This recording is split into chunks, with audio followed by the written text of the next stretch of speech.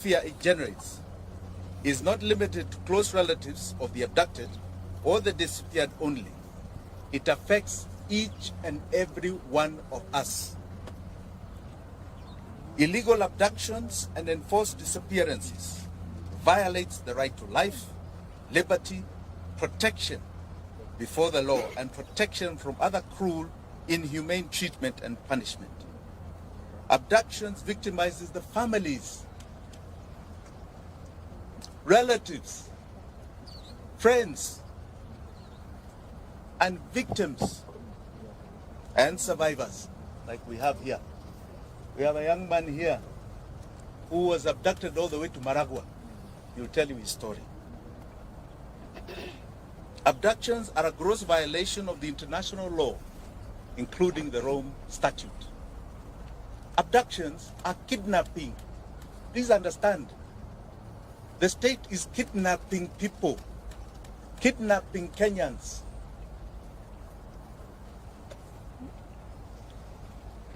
They are a crime against humanity. Family and friends of people who have been abducted and disappeared experience slow mental anguish, not knowing whether their son or daughter, mother or father are still alive,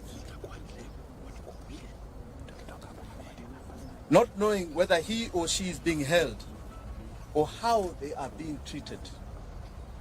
Searching for the truth put whole families in great danger. There are some families we wanted to visit. I myself directly with my deputy Willis Otieno, and I can tell you those families are afraid. They want to meet us in private because they are afraid that the attention we may cause will victimize them.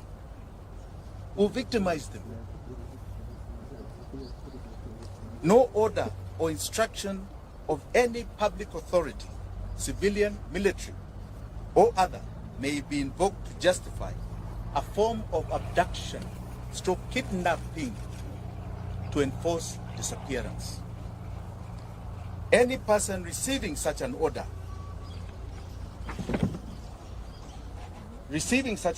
or instruction shall have the right and duty to not obey it. Article 26 of the Constitution of Kenya guarantees every Kenyan the right to life, specifically stating a person shall not be deprived of life intentionally. Article 28 and 29 of the Constitution provides the human dignity, freedom, and security of the persons, which includes and not be subjected to torture or treated or punished in a cruel and inhumane manner. The Inspector General of the National Police Service, under Article 245 of the Constitution, must exercise independent command of the police. We have seen what is going on. You have an IG who stands up and says you can demonstrate. It's in the Constitution. 2 days later, he's chasing everybody from the streets and his officers are shooting. Who is giving him those orders? The IG is constitutionally required to ensure the police operate with the highest standards of professionalism and comply with constitutional standards of human rights and fundamental freedoms while performing their work. In exercise of the command of the police, the IG has the constitutional responsibility to ensure that the officers commit to protect the right of life of all Kenyans by adhering to the Constitution. President William Ruto took oath and swore that he will truly and diligently serve the people of the Republic and the Republic of Kenya. He will diligently discharge his duties and perform functions in the office of the President while doing justice to all in accordance with the Constitution and the laws of Kenya without fear, favor, affection, or ill will.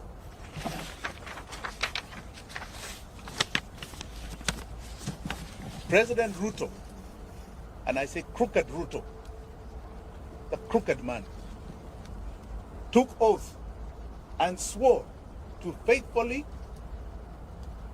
bear true allegiance to the Republic of Kenya, and will obey, observe, protect, and defend the Constitution of this country.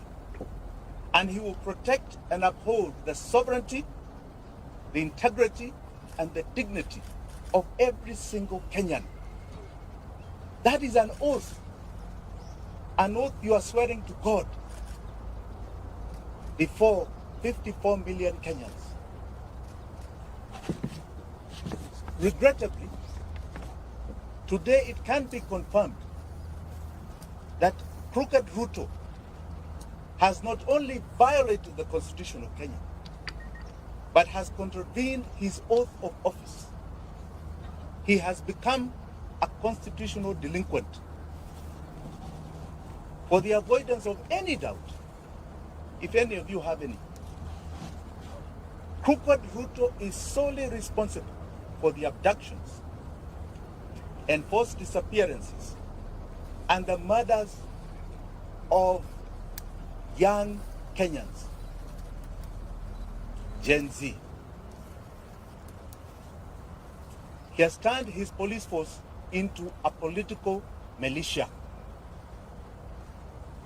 Kenyans must never forget William Ruto's history. And Kenyans will never forget what he's doing to us today. Crooked Ruto is hypocritically mocking, laughing, and demeaning the abducted, disappeared, and murdered sons and daughters of this country, and their loved ones who are painfully crying daily. The only crime they have committed is exercising their constitutional and democratic right to peacefully and unarmed demonstrate on the streets in our country. We will not yield to crooked Ruto's tyranny. We will not. Because to yield is to advertise to all those that have fought for the democracy that we have today, starting from 1920. We are telling them that we have succumbed to the will of tyranny. William Ruto will not take us there. He is no different. When you look at that man, read the history of people like Pol Pot of Vietnam, Adolf Hitler. Read the history of Amin Dada, who was just next door to us, Umar Bashir, who created atrocities in Sudan. He is no different. It's not a man to glorify. That is a man to feel shame that he represents this great country called Kenya in any position. Finally, I wish to assure the abducted, the disappeared, and their families here and home, you shall never be forgotten by Kenyans. Ruto may forget, may ignore, but we will never forget. You are the true freedom fighters of our time. You are the heroes and heroines of this country. Forgetting you is rejecting our own identity. Forgetting you is to renounce the meaning of our life. Forgetting you means that we do not even love our own families. We will keep the memory of our abducted, our disappeared, our murdered. Forgetting them is allowing crooked Ruto to achieve his goal of erasing our loved ones from this earth. We are going to continue demanding justice. We shall relive their memory as we do. The abducted, the disappeared, the murdered shall live forever in our minds, in our hearts, and etched in the history of this country. Thank you very much. Do you have any questions? Yes. What's your name? My name is Barack from the City Voice. Mm-hmm.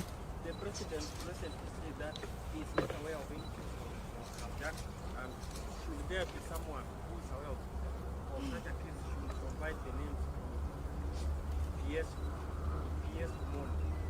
Have you and your team done so? You know, Crooked Ruto has a big problem. He seems to be delusional. The information is in public domain. The media has over and over stressed names. Are you telling me he does not listen to the media? He doesn't watch TV like all of us? If he was true to the oath of office that he took, he doesn't wait for people to submit names. He would have already set up an inquiry with the allegations that are already there. He should be informing us what is going on. The only reason he is doing that is because he is the one who is doing it. Okay? Let us not mince our words here. Those are his instructions being obeyed by others. And he will be held to account. The days when people just got away with things are over. The level of accountability Kenyans are demanding, and the world, is at an all-time high.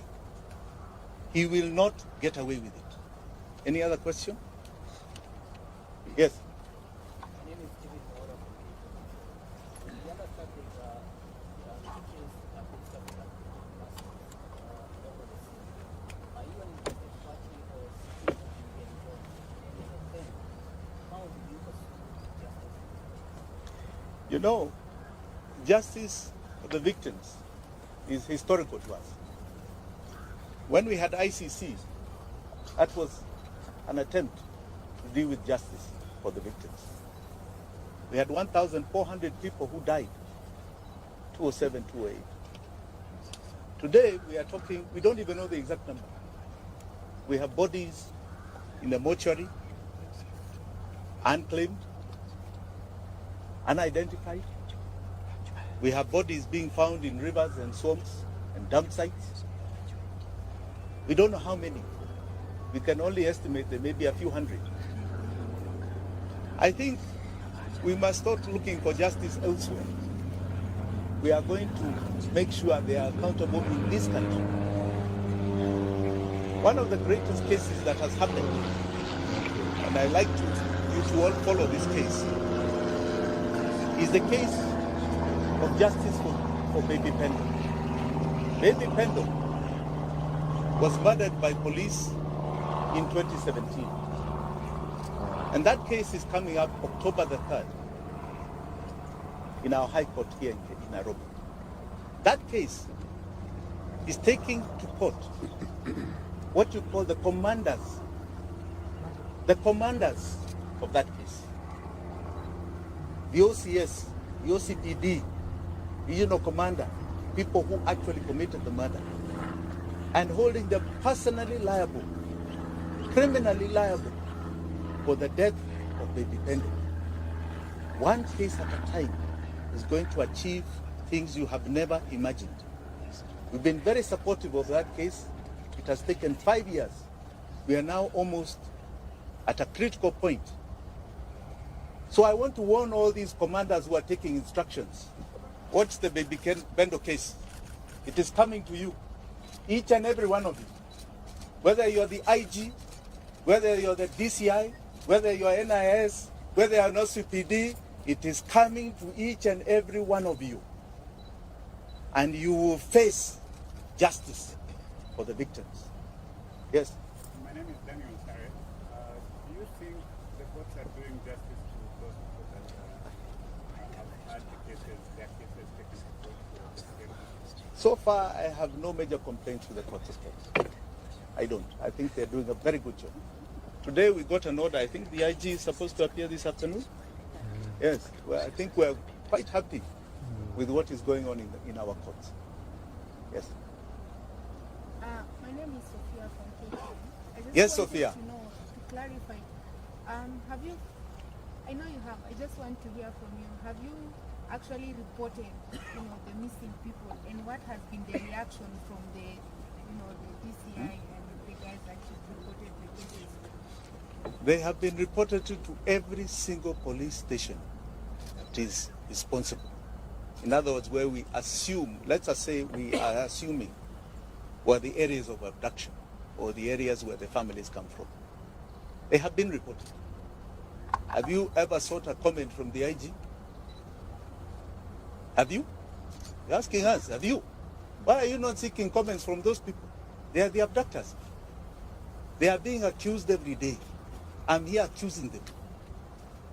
Let them stress their defense. Okay? I was just asking if you follow the due diligence. Absolutely, absolutely. But the onus is not on us. The onus is not on us. It has been done. But don't be like them who want to say, oh, nyinyi mufanya report, mufanya. It's not about us. You think people are creating fake bodies and fake missing persons? Let's be sincere. It has been followed. And as you can see, there are people who are living in their own reality. They don't want to acknowledge that there is such a thing. Yes. Yes, Lugu. So far as Jimi Wanjigi, how many families have you reached to be able to communicate about the missing person? How many families? How many are there so far? About 12. About 12. Yes, about 12.